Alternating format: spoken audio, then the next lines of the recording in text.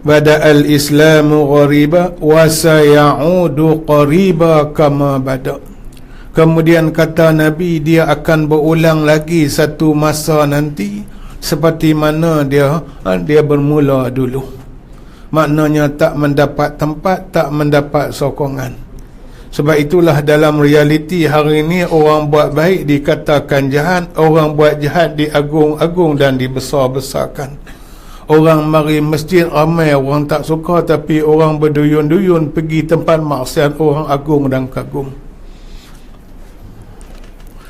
Maka dengan sebab itu Nabi kata, fatuba lil ghuraba, pastilah kamu bersama-sama dengan Islam walaupun orang lain tak suka pada Islam. Kata Imam Syafi'i, kalau orang lain tak nak kepada Islam, walaupun kamu seorang, maka tetap kamu akan tegakkanlah juga Islam dan sampaikanlah Islam itu kepada masyarakat walaupun tak ada orang nak. Maka dengan sebab itu dalam suasana dagang, dalam suasana asing itu, maka Allah pilih kita, tuan-tuan. Allah pilih dalam suasana masyarakat rosak, tapi Allah pilih kita duduk dalam kelompok orang yang baik. Bukan dia pilih dalam baik itu ada cari yang terbaik tu, tapi dia pilih dalam suasana masyarakat rosak, tiba-tiba Allah pilih kita. Ni nikmat besar, tuan-tuan.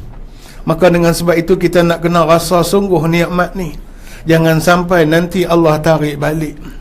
Sebab itu doa yang selalu kita duk minta dekat Allah, Rabbana la tuzigh qulubana ba'da idh hadaitana wa hab lana min ladunka rahmah innaka antal wahhab. Ya Allah, Engkau lah yang membolak-balikkan hati-hati kami, ya Allah. Maka kami minta denganmu, ya Allah, biarlah kami duduk di atas jalan yang benar, jalan yang Engkau redai.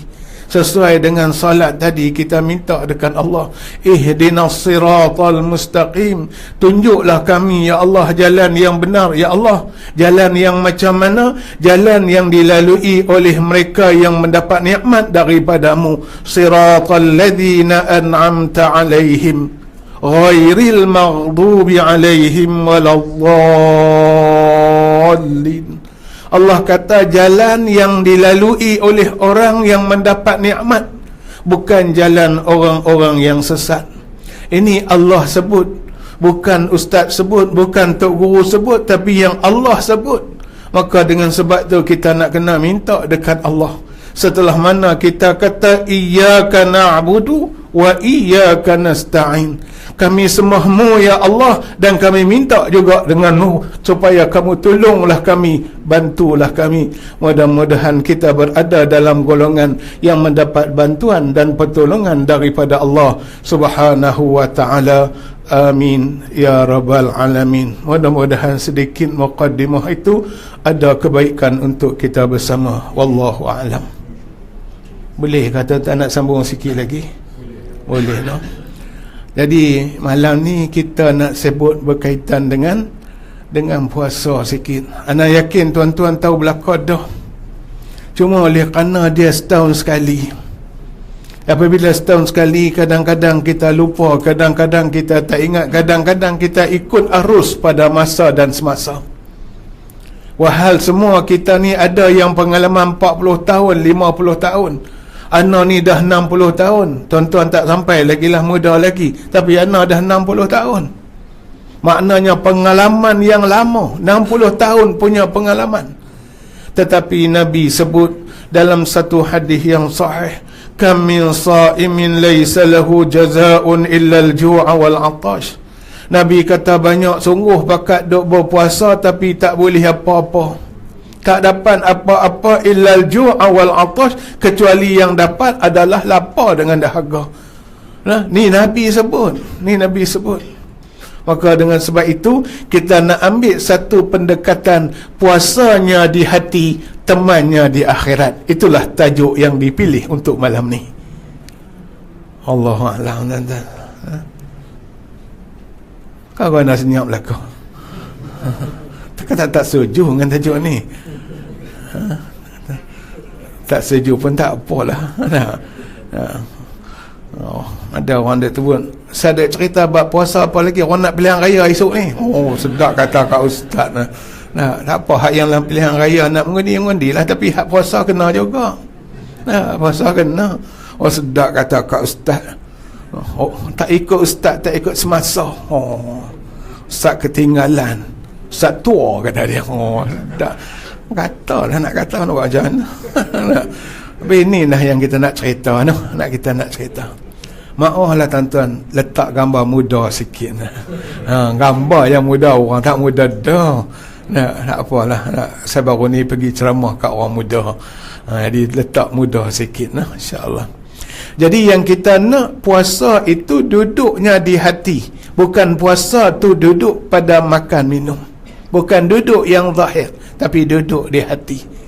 Maka inilah dikatakan puasanya di hati, temannya di akhirat. Kita tengok apa-apa program, apa-apa tindakan, apa-apa amal, sebelum kita mulakan satu amal itu, di sana adanya persediaan. Semua dia. Maknanya nak kena ada persediaan, barulah projek yang kita buat itu mendatangkan hasil yang terbaik. Maka di sinilah disebut oleh seorang doktor, seorang ulama di Universiti Al-Azhar Kuliah Usuluddin, Profesor Dr. Muni. Dia kata ada 3 kaedah penting yang mesti dilakukan oleh orang Islam sebagai persediaan nak menyambut Ramadan. Nak menyambut Ramadan ni kena ada persediaan ni sebelum kedatangan Ramadan. Bukan bulan Ramadan baru nak sibuk, tak. Sebelum kedatangan Ramadan nak kena ada 3 ni, kata dia. Allahu Akbar, Masya Allah. 3.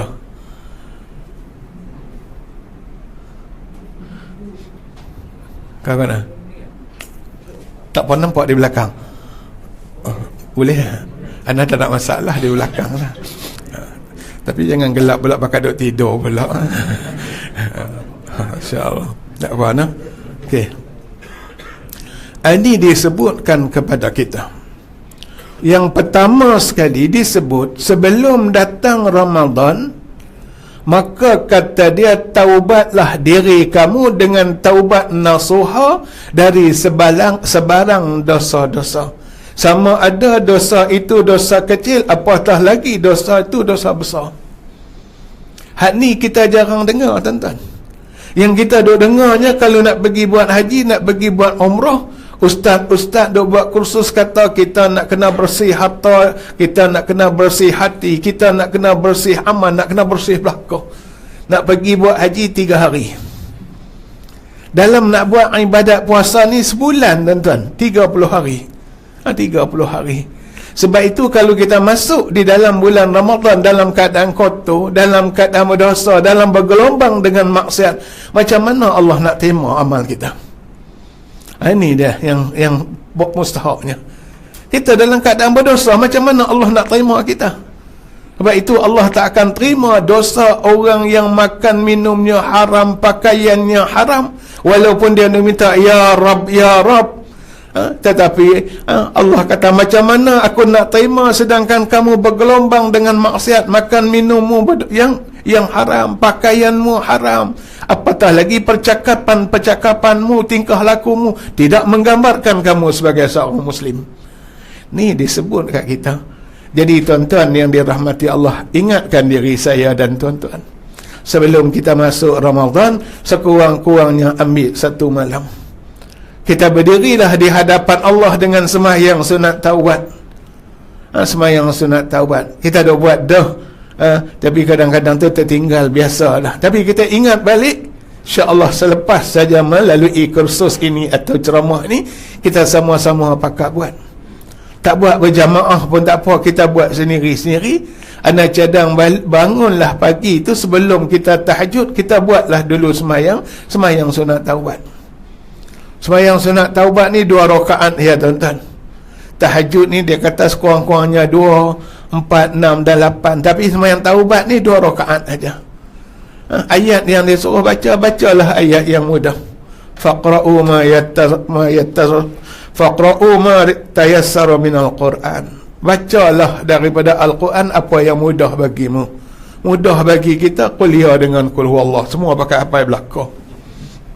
Semua pakai apa belakang. Ingat belakang lah. Hak lain tu ada ingat, ada tidak. Kadang-kadang duk bertukar dah. Jadi kita ambil hak mudah. Habis saja kita bagi salam, kita beristighfar lah kepada Allah berapa kali, sama ada 70 kali ataupun 100 kali ataupun lebih daripada itu. Lafaz taubat ni dalam banyak versi dia. Sama ada astaghfirullah pun boleh, sama ada astaghfirullahal azim pun boleh, sama ada astaghfirullahal azim alladzi la ilaha illa huwal hayyul qayyum wa atubu ilaih. Allahumma anta rabbi la ilaha illa anta khalaqtani wa ana 'abduka wa ana ala 'ahdika wa wa'dika mastata' a'udzu bika min syarri ma sana' abu laka bi ni'matika 'alayya wa abuhu bi dhanbi faghfir li fa innahu la yaghfiru adh-dhunuba illa anta. Ini orang panggil apa? Penghulu istighfar. Pilihlah yang mana pun. Tetapi yang mustahak kita nak kena ingat di hati. Kita letak di hati, kita azam di hati. Yang mana kita kalau boleh senarai apa dosa kita. Tersaduk cerita lah. Ni mari dia cerita, ustaz saya sekian-sekian buat dosa. Tersaduk cerita. Mengadu dekat Allah. Sebab Allah bagi jaminan kalau kita minta dekat Allah banyak mana dosa pun, Allah kata aku akan ampun. Allahumma inni zalamtu nafsi zulman katsira wa la yaghfiru adh-dhunuba illa anta fastaghfir. Dia sebutkan, ya Allah, sesungguhnya aku menzalimi diri aku dengan banyak melakukan dosa. Tidak ada sesiapa yang dapat mengampuni kecuali Engkau, ya Allah. Maka ampunilah ya Allah dosa-dosaku. Mengadu dekat Allah dengan rasa hina diri kita di hadapan Allah Subhanahu wa ta'ala. Ini yang penting, tuan-tuan. Kalau tak ada rasa hati ni, rasa rendah diri di hadapan Allah, maknanya ada lagi sifat-sifat ujub, ada lagi sifat-sifat takabur, masih ada lagi sifat-sifat mazmumah dalam diri kita. Maka ini penting, tuan-tuan. Ini penting. Yang kedua, kata ulama, selepas mana kita bertaubat, kita letak yang kedua, kita berjanji depan Allah kita tidak akan lagi mengulangi dosa-dosa yang pernah kita lakukan, tuan-tuan. Allahu Akbar, Masya Allah. Ini dosa. Sebab dosa kita dengan Allah lebih mudah dibandingkan dosa kita dengan manusia. Sebab itu anda duk sebut kebelakangan ini, orang berani buat fitnah, orang berani maki hamun, orang berani caci maki dan sebagainya. Bolehkah, sempatkah kita nak minta ampun dengan Allah? Allah kata aku ampun, tapi dosa dengan manusia aku tak akan ampun kecuali orang tadi yang mengampuninya. Ini sama-sama kita nak kena ingat, tuan-tuan. Kita hidup bukan hanya di dunia, tapi kita akan diperiksa nanti di hadapan Allah Rabbul Jalil nanti. Ini satu benda. Dan yang ketiga, kata ulama, sebelum kamu masuk dalam bulan Ramadan, kamu nak kena tahu hukum hakam yang berkaitan dengan puasa. Kita nak pergi Mekah, kena tahu rukun syarat haji wajib dan sebagainya berkaitan dengan haji dan umrah. Kita duduk nak masuk bulan Ramadan pun kita nak kena tahu. Oh, kata budak-budak ustaz, pengalaman dah lama, dah tiap-tiap tahun dah duk puasa. Masya Allah, Masya Allah, budak-budak. Tapi bapak-bapak muda kata walaupun lama, banyak lagi benda tak tahu. Banyak lagi benda tak tahu. Allahu Akbar, Masya Allah. Contohnya lah orang yang ada asma. Apa asma ni? Lelah. Orang Sabah kata dulu ampus. Dia tak kata mampu dia. Ampus. Duduk Sabah lu, ustaz ampus kah? Dia kata. Ustaz lelah kah? Lelah, ampus lah. Ampun ataupun lelah ni, tuan-tuan, dia pakai apa dia panggil tu? Hello dia tu. Tak. Apabila dia setuju tu, batal ke tidaknya puasanya? Tuduh. Hak tanya ni puasa, tak batal Ustaz. Hak ni macam mana? Batal puasa. Sudah kata. Ada. Jadi maknanya masih ada lagi yang tidak jelas dalam hal-hal yang seperti itu. Ada yang setengahnya pergi buat injection, pergi ambil kat atas bau, ke ambil kat punggung, batal ke puasa? Dia kata tak batal. Mana boleh tak batal? Dia kata masuk sesuatu. Jadi duk balah, tak jelas lagi. Tapi insya-Allah malam ni jelas, insya-Allah. Kalau tak jelas malam ni juga, insya-Allah akan datang jelas jugalah, insya-Allah. Dan inilah antara yang diperingatkan oleh ulama kepada kita. Maka dengan sebab itu tadi pun imam kita baca doa, Allahumma barik fi Sya'ban wa Ramadan wa ballighna Ramadan. Sebelum ni kita dah baca Allahumma barik lana fi Rajabin wa Sya'ban wa ballighna Ramadan. Itu doa Nabi. Doa Nabi. Tapi di sana ada juga doa yang diceritakan kepada kita, yang mana doa tadi, Allahumma barik, Allahumma ballighni fi Ramadan wa a'inni fi siyam wal qiyam. Ya Allah, sampaikanlah kami ya Allah ke dalam bulan Ramadan dan berilah kesempatan untuk kami melaksanakan ibadat puasa dan qiyam. Sebut puasa dengan qiyam ni dia ada kaitan antara satu sama lain. Ada. Sebab itulah Nabi ni 10 akhir ni dianya laksanakan qiyamul lail. Di 10 yang akhir ni maknanya ada hubung kaitnya di sana, insya-Allah. Jadi dengan sebab itu tuan-tuan, hak ni kita nak pegang sungguh-sungguh insya-Allah. Ni disebutkan kepada kita. Ini pun salah seorang doktor juga lebih kurang gitu je, cuma dia nak sebut kat kita antara lain nak kena jaga lidah. Nak kena jaga lidah. Sebab itu Nabi kata sesiapa yang berpuasa tapi tak jaga lidah dia, maka Allah tak ambil kira sama ada dia tak makan, tak minum. Allah kata tak ada nilai di sisinya. Dia puasa, tapi mulut dia ni, lidah dia ni, dia bercakap benda-benda kotor, bercakap benda-benda lara, bercakap benda-benda yang dimurkai oleh Allah. Walaupun dia tak makan, tak minum, Allah kata aku tak peduli kat dia, tak kisah kat dia. Berat tuan-tuan, berat ni. Kemudian dia kata, mari puasa ni tuan-tuan, mari satu sifat nak marah. Sifat mazmumah ni nak marah. Kawan duk biasa makan 4 kali, 5 kali sehari, tiba-tiba tahan tu sikit, nak marah. Nak marah. Hak ni mari tuan-tuan. Terutama orang tua-tua. Orang tua-tua pula orang lelaki. Tapi tuan-tuan orang muda kita apa? Ni orang tua-tua nak. Dia mudah nak marah. Dia mudah nak marah ni. Jadi nak kena sabar banyak-banyak sini. Nak kena sabar banyak-banyak. Kemudian dia sebut juga ubah sifat buruk kepada sifat yang baik. Sebab itu ramai orang ni mari bulan Ramadan macam-macam azam. Macam-macam azam. Maaf nak sebut, setengahnya dia merokok. Dia kata mulai tahun ni, lepas Ramadan ni, dia kata nak berhenti bermula Ramadan dan selepasnya. Alhamdulillah, kadang-kadang lepas Ramadan pun tak merokok dia. Tapi ada juga berazam dalam bulan Ramadan, mari Syawal berganda balik pun ada juga. Jadi bermacam-macam tu azam tu, nak ubah tu. Ada setengah orang perempuan yang tak tutup aurat, mari berjanji bulan Ramadan nak tutup aurat. Alhamdulillah, lepas Ramadan terikut-ikut dan terbawa-bawa dengan sikap yang baik tadilah menutup aurat. Alhamdulillah. Ada setengahnya berjanji keluar Ramadan ya, buka lagi luas daripada sebelum Ramadan. Jadi berbagai-bagai. Jadi dengan sebab itu kita nak kena buat, nak ubah. Sebab Allah kata aku tak akan ubah sesuatu kaum kecuali kaum itu nak kena ubah sendiri. Kita kata nanti tunggu Allah ubah. Allah kata tak, innallaha la yughayyiru ma biqaumin hatta yughayyiru ma bi anfusihim. Allah kata aku tak akan ubah sesuatu kaum kecuali kaum itu kena ubah sendiri. Ni janji Allah di dalam surah Ar-Ra'd ayat 11. Itu disebutkanlah kepada kita. Yang berikut kata ulama Dr. Izzat, menghayati konsep Ramadan atau konsep puasa yang sebenar.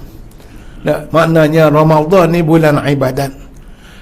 Ramadan ni bulan perjuangan. Ramadan ni bulan infak dan menderma. Ramadan adalah bulan Al-Quran. Ramadan adalah bulan tarawih. Ramadan adalah bulan kasih sayang dan sebagainya. Bukan Ramadan bulan makan. Bulan makan. Orang kita ni bulan Ramadan, Masya Allah tuan-tuan. Allah bagi rezeki sejauh-jauhnya, sebanyak-banyaknya, Masya Allah. Jauh nak dibandingkan dengan tempat lain. Ana tidak banyak pengalaman, tapi duk pergilah di tempat-tempat atau di luar negara. Kalau majlis berbuka tu, kalau satu-satu tu aja. Berbuka tu aja. Kita buka lain, makan malam lain, tarawih lain. Lepas tu tadarus lain pula tuan-tuan, Masya Allah. Itu tak masuk lagi hak yang pakej kedai mamak, belum lagi tuan-tuan. Allah alam, itulah kita dah. Ini benda dia lah. Kemudian dalam bulan Ramadan atau sebelum Ramadan, dia kata mulailah belajar berzikir. Banyak berzikir. Jangan nak tunggu Ramadan baru nak berzikir. Kalau tak mula dari sekarang, maka boleh, tetapi agak terhad. Tapi kalau dah mula sekarang, tuan-tuan, Allahu Akbar, zikir ni Masya Allah, orang yang berzikir hati dia menjadi tenang, hati dia rasa dekat dengan Allah Subhanahu wa ta'ala. Apa zikirnya? Zikirnya banyak, zikir-zikir maksur banyak, tuan-tuan, Masya Allah. Yang kita duk zikir tu aja. Zikir yang kita duk zikir tu lah. Kita duk baca ayat kursi, kita duk sebut subhanallah, kita duk sebut alhamdulillah, kita duk sebut itu aja.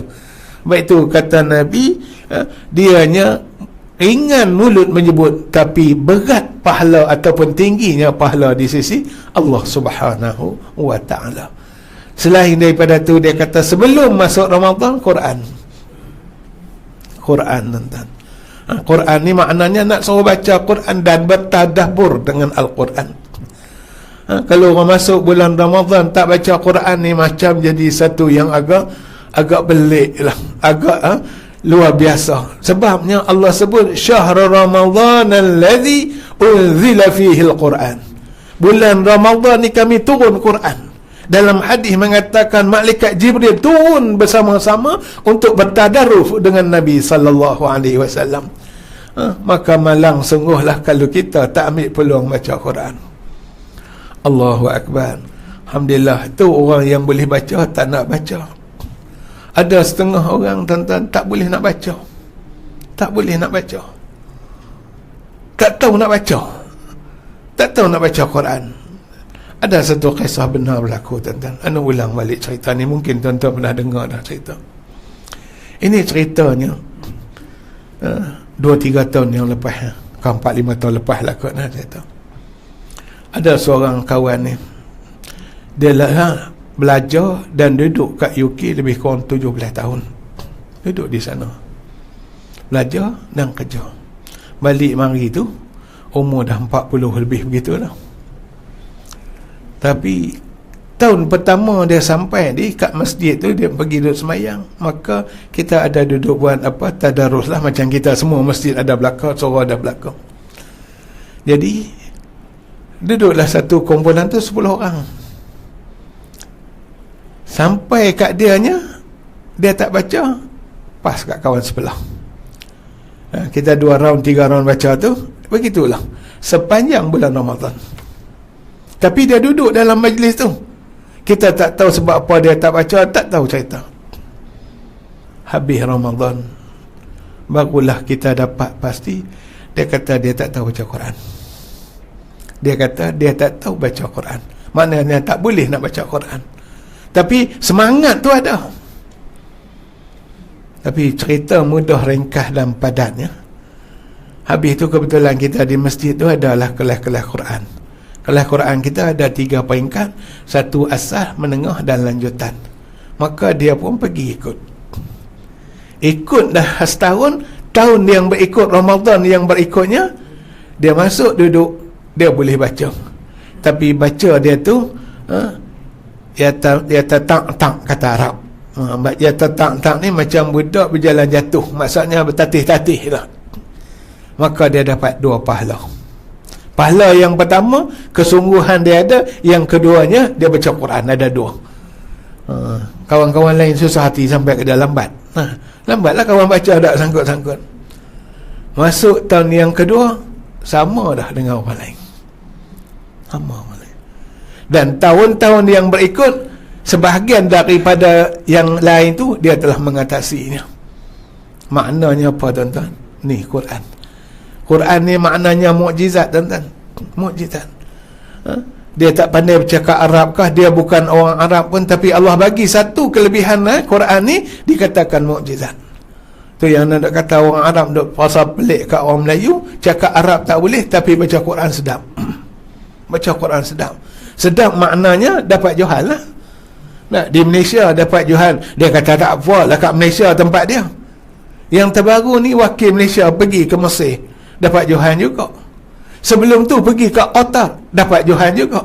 Maknanya dari segi Quran, lidah orang Melayu ni Masya Allah, tuan-tuan, hebat.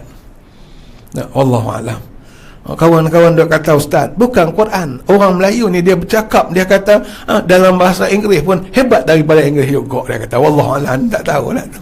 Allah Allah. Allah Alam. Nak hebat belaka lah. Masya-Allah. Jadi apa maknanya nak sampaikan mesej bahawa orang tak boleh baca Quran kalau ada azamnya, insya-Allah boleh. Tetapi mengaji Quran ni sampai bila pun mesti ada salah. Tu dah nak sebut. Lagi mengaji, lagi berjumpa salah. Lagi mengaji, lagi berjumpa salah. Salah seorang hakim di Malaysia yang disebut sebagai bahagian fasahah. Fasahah ni sebutan dia lah. Fasahah tu dari segi sebutan dah. Sebut ain tu, ain dia sebut. Kita ain tersebut, ain aja dilai. Maksudnya jelas molek dia punya sebutan. Dia kata dia pergi luar negara, satu ketika tu dia baca dengan satu syekh. Syekh tu tegur cukup dia. Wahal ketua dah dia ni bahagian fasahah di Malaysia dan antarabangsa, kena tegur cukup dia. Jadi nak cerita kalau kita kena tegur tu sadu ambil hati. Jadi kalau tak nak tegur, baca seorang-seorang, tak apa tak tegur, insya-Allah. Itu aja nah. Allah Alam. Itu disebutkan kepada kita sebelum masuk Ramadan. Sebelum masuk Ramadan. Jadi inilah yang kita nak sebut ni malam ni. Inilah nak sebut ni lah. Baru ni ada sejam tengah, ada 2 jam. Di sini 50 minit habis segala-galanya, insya-Allah. Allah Alam. Ni kita nak tengok nah. Ni nak tengok. Baik, ni ayat nak baca tadi. Wahai orang-orang yang beriman, diwajibkan atas kamu berpuasa sebagaimana diwajibkan atas orang yang sebelum kamu agar kamu bertakwa. Satu. Ayat ni matlamat puasa apa dia tuan-tuan? La'allakum tattaqun, tu yang matlamat dia. Takwa itulah matlamat. Hak takwa ni tak nampak. Hak tak makan tu orang nampak, tapi hak takwa tu tak nampak. Apa makna takwa? Apa makna takwa?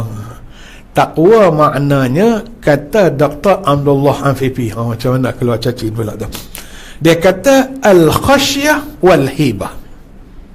Takwa ni maknanya kita takut dan kita rasa gerun dengan Allah Subhanahu wa ta'ala. Takut tu satu, gerun lagi. Masya Allah tuan-tuan. Maknanya kehebatan Allah Subhanahu wa ta'ala. Maka dengan sebab itu kita melaksanakan semua ini, puasa ini adalah semata-mata kerana takutkan Allah Subhanahu wa ta'ala. Sebab Allah kata, wattaqu yawman turja'una fihi ila Allah thumma tuwaffa kullu nafsin ma kasabat wa hum la yuzlamun. Allah kata, jagalah dirimu dari azab pada hari kamu semua akan dikembalikan kepada Allah. Maknanya semua kita nak balik berjumpa Allah belaka. Tak kira siapalah, semua akan balik berjumpa dengan Allah, menghadap Allah belaka tuan-tuan. Pada hari itu kemudian masing-masing diri diberi balasan sempurna terhadap apa yang telah dikerjakan, sedang tidak ada sedikit pun diinayah, tidak ada sedikit pun yang dizalimi tuan-tuan. Ini janji Allah. Sebab itu Allah sebut kat kita, jagalah diri kita. Sebab itulah tuan-tuan yang dirahmati Allah, kita duduk di sini, sama kita, sahabat kita, anak kita, ahli keluarga kita masing-masing boleh tolong, boleh bantu insya-Allah di dunia. Mak sakit, anak-anak boleh tolong, suami sakit, isteri tolong, isteri sakit, anak dan suami bakat tolong bata. Tetapi bagaimana di saat kita balik kepada Allah? Suami akan dipisahkan antara dua tempat. Fariqum fil jannah, pasangan dia duduk, isteri atau suami satu duduk syurga. Wa fariqum fis sa'in, yang satu lagi duduk dalam neraka. Bagaimana tuan-tuan? Isteri duduk dalam syurga, suami duduk dalam neraka, ataupun suami duduk dalam syurga, isteri duduk dalam neraka, ataupun suami isteri mak bapak duduk dalam syurga, anak-anak duduk di dalam neraka. Dan sebaliknya, macam mana tuan-tuan? Allahu Akbar, Masya Allah. Sebab itu kita dah berjanji, kita nak hidup sehidup semati dan kita masuk dalam syurga bersama. Kita hajat begitulah, hajat begitu. Tetapi hajat saja tidak tercapai kecuali yang dibuktikan dengan amal kita. Maka dengan sebab itu tuan-tuan, jangan lupalah kita minta banyak-banyak dekat Allah. Allahumma inna nas'aluka ridhaka wal jannah, ya Allah. Redalah kami ya Allah untuk masuk ke dalam syurga-Mu ya Allah. Minta. Jangan nak minta kita seorang, tapi kita minta Allahumma inna. Jangan kita minta Allahumma inni. Maknanya na ni Kita nak minta kawan-kawan kita, sahabat-sahabat kita, ahli keluarga kita, suami isteri kita, semuanya kita nak minta, tuan-tuan. Ini yang diajarkanlah kepada kita. Itu yang pertama, kata Dr. Abdullah Afifi di dalam kitabnya Al-Wasaya Rasul sallallahu alaihi wasallam. 3 makna berdasarkan Al-Quran. Apa dia? Taqwa. Yang pertama, dikatakan al-khasyah wal hibah. Maksudnya takut dan rasa gerun kepada Allah Subhanahu wa taala. Yang kedua, dia sebutkan kepada kita taqwa dalam maknanya kita taat dan beribadah. At-ta'ah wal ibadah. Maknanya kita taat dan kita beribadat kepada Allah. Kita takut Allah, di samping itu kita melaksanakan suruhan Allah dan kita meninggal larangan Allah. Itu maknanya. Itu nama taqwa. Hari Jumaat selalu khatib ataupun imam duk sebut ittaqullah. Ya ayyuhalladzina amanu taqullaha haqqa tuqatih wa la tamutunna illa wa antum muslimun. Maknanya, wahai orang-orang yang beriman, bertakwalah kamu kepada Allah dengan sesungguhnya. Pastikan janganlah kamu mati kecuali mati sebagai seorang Islam. Itu dia sebut tiap minggu kepada kita sebagai peringatan. Jadi inilah ayatnya. Inilah dalil yang disebutkanlah kepada kita. Yang ketiga, disebutkan juga takwa dalam makna tazkiyah, bersih, suci hati diri kita daripada dosa. Takwa. Maka dengan sebab itu dia kata kullu bnu adam khata'un wa kullu khata'in tawwabun. Setiap kamu anak Adam ni ada buat dosa dan tiap-tiap dosa ditebus dengan beristighfar kepada Allah. Maka sebab itu Nabi ajar kita supaya kita melakukan istighfar setiap hari, setiap pagi, setiap petang, setiap masa. Sebab itulah kita duk mari semayang ni, sekurang-kurangnya kita sebut 3 kali astaghfirullah, astaghfirullah, astaghfirullah. Cuma tak tahu dah sebut tu dalam keadaan sedar ke, dalam keadaan tak sedar ke, ataupun sebaru sedar, wallahu alam. Tapi itu ada dah tempat untuk kita nak sebut di hadapan Allah Subhanahu wa taala. Itu di antara yang disebutkanlah kepada kita. Jadi maknanya kita dah ada persediaan nak masuk Ramadan, dan yang matlamat besar kita adalah nak bertakwa kepada Allah Subhanahu wa taala. Maka persoalannya, apakah dia punya ingredient dia ataupun amal-amal yang perlu kita lakukan di sepanjang Ramadan?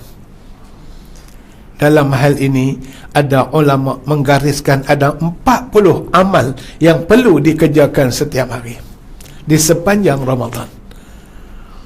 Sepanjang Ramadan. Ini agak panjang lah. Agak panjang. Tapi ana cuba bawa beberapa contoh-contoh lah yang boleh kita ambil sebagai satu pedoman kita, insya-Allah. Allahu akbar, masya-Allah. Ini yang kita cuba nak ambil. Cuma sebelum tu ana nak sebut, dan kita semua dah yakin, apabila kita melaksanakan perintah Allah, kita berbaik sangka dengan Allah, kita minta dengan Allah, kita pohon dengan Allah, maka disebut kita orang bertakwa. Apa lebihnya orang bertakwa? Ada 10 yang ada senaraikan, tapi ana nak ambil 2 aja. Yang pertama, orang yang bertakwa ni mendapat pertolongan, bantuan dan kecintaan Allah. Masya Allah. Ini yang akan dapat. Sebab Allah janji, innallaha ma'al ladhina taqaw wal ladhina hum muhsinun. Sesungguhnya Allah beserta orang-orang yang bertakwa dan orang yang melakukan kebaikan. Ini janji Allah. Sebab itu apabila kita melaksanakan perintah Allah, kita disebut golongan yang melakukan kebaikan, kita yakin kita akan mendapat bantuan dan pertolongan daripada Allah. Jadi pertolongan Allah ni, tuan-tuan, kita ambil luas sikit. Maknanya pertolongan Allah ni apa agak-agak? Kita kata kita minta rezeki, Allah bagi, betul. Kita minta sihat, Allah bagi, betul. Tetapi jauh lebih daripada itu, Allah bagi satu yang cukup besar, yang disebut 2 nikmat yang paling besar. Apa itu? Itulah namanya nikmat iman kita dan nikmat Islam kita. Nikmat ini tak semua orang dapat. Maka dengan sebab itulah dia suruh kita ni minta sungguh, buat sungguh, amal sungguh, dan Allah janji akan membagi bantuan dan pertolongan kepada kita. Antara pertolongan Allah, Allah lorong kita untuk pergi ke jalan kebaikan, jalan menuju syurga Allah Subhanahu wa taala. Tak ada yang lebih besar daripada itu. Nah, wallahu alam. Dan yang lebih lagi dia kata, Allah akan kurniakan rezeki yang baik kepada kita. Allah keluar kita daripada kesempitan dan Allah permudahkan segala urusan. Ini yang paling besar, tuan-tuan. Kita bukan susah sangat. Mari satu hari ada hari-hari tertentu kita jadi stres, kita jadi tension, kita tak tahu nak pergi mengadu kat siapa. Tapi dalam hal ini Allah bagi kepada kita. Apa jalan Allah bagi? Allah sebut wasta'inu bis sabri was salah. Penyelesaiannya cukup mudah. Kamu bersabar dan dirikan solat. Itu di antara. Tapi orang yang tak pernah solat, di mana dia nak cari, tuan-tuan? Allahu Akbar. Inilah ayat yang selalu orang ahli korporat duk baca lalu. Duk gantung kat premis-premis dia, gantung kat rumah-rumah dia. Apa dia? Wa man yattaqillaha yaj'al lahu makhraja wa yarzuqhu min haitsu la yahtasib wa man yatawakkal 'ala Allah fa huwa hasbuh innallaha balighu amri qad ja'ala Allahu likulli shay'in qadra.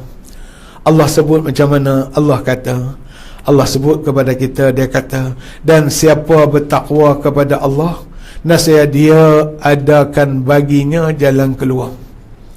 Allah bagi jalan keluar, tuan-tuan. Kadang-kadang dah kita dalam keadaan tak tahu nak pergi ke mana. Itu yang setengah-setengahnya nak selesaikannya, dia pergi melancong, setengahnya dia pergi naik kelab, ada setengahnya pergi main golf, bermacam-macam, tapi tak selesai juga. Yang selesai macam mana, tuan-tuan?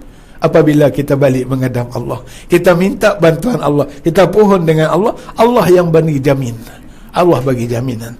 Sebab itu kita pernah sebut cerita bagaimana orang yang dalam keadaan stres akhirnya berjumpa dengan Abdullah bin Mas'ud. Dia pesan balik baca Quran. Tak selesai baca Quran, dia kata pergilah majlis ilmu. Tak selesai juga, kamu bangkitlah sedikit waktu malam untuk bermunajat dengan Allah. Lalu dia pun balik ambil wudu, baca Quran. Dia tak sebut baca banyak mana lah. Dengan dia baca Quran, Allah hilangkan permasalahan yang dia sedang hadapi. Maknanya itulah Quran disebutkan wa nunazzilu minal Quran ma huwa shifa. Kata Allah, kami turunkan Al-Quran menghilangkan seluruh penyakit, semua penyakit duduk kat Quran. Tapi sayang hari ini kita tinggal Quran. Apabila kita tinggal Quran, kita nak cari hak lain ni yang ni masalah. Sedangkan Allah dah mari dah kat kita. Inilah Al-Quran. Allahu Akbar, Masya Allah. Cuma kita ambil Quran hari ini, ada orang mati baru nak baca Quran. Itu aja. Jadi kita tak ambil dalam bentuk praktikal kita, dalam bentuk amalan kita, dalam bentuk jadikan satu amalan rutin harian kita. Masya Allah. Ini antara lain disebutkanlah kepada kita. Itulah hasilnya apabila kita bertakwa kepada Allah. Anda sebut panjang tadi, kita duduk bersama dengan para nabi, para awliya, para muttaqin. Tapi hak last tu anda sebutnya. Ini dah benda anda, tuan-tuan. Hak lain tu, hak baca Quran, hak semayang tarawih, hak yang sedekah, hak yang buat baik, bagi makan anak yatim tu, anak yakin dah tuan-tuan duduk buat belakang dah. Cumanya anak ulang balik malam ni sebagai persediaan nak masuk dalam Ramadan, dan kita nak tahu apa tujuan matlamat kita berpuasa. Apabila yang ni jelas, insya-Allah kita tidak tersasar, kita tidak lari jauh. Kalau lari jauh pun kita cepat-cepat balik dan menghadap Allah Subhanahu wa taala.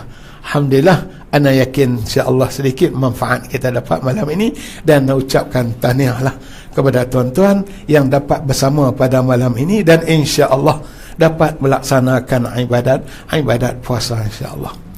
Akhir sekali ana ambil peluang ini nak minta maaf dengan tuan-tuan. Terutamanya nak masuk dalam bulan Ramadan, takut ada dosa-dosa dengan tuan-tuan. Maafkanlah ana. Dan begitulah juga kesalahan tuan-tuan semuanya, ana maafkan. Dan ana yakin tuan-tuan tak ada buat salah dengan ana, dan ana yakin ana tak ada buat salah dengan tuan-tuan. Itu ana punya persepsi. Tapi sebaliknya, wallahu alam.